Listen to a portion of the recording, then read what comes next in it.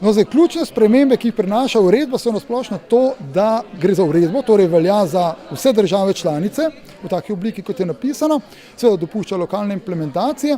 Zdaj, za računovodske servise pa za druge organizacije velja predvsem to, da bo treba na podatke malo bolj varno gledati. Eno je, da so predpisane nove zahteve, kako pridobiti soglasja, da podatke sploh pridobite.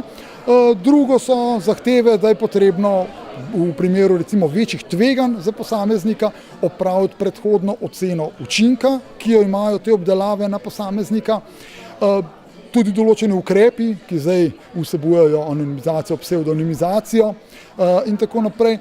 Na novo se pojavlja oseba, ki je pooblaščena oseba za varstvo osebnih podatkov, ki ima nekako pregled nad osebnimi podatki organizacije, ki tudi skrbi ki je kot kontakt z informacijskim pooblaščencem.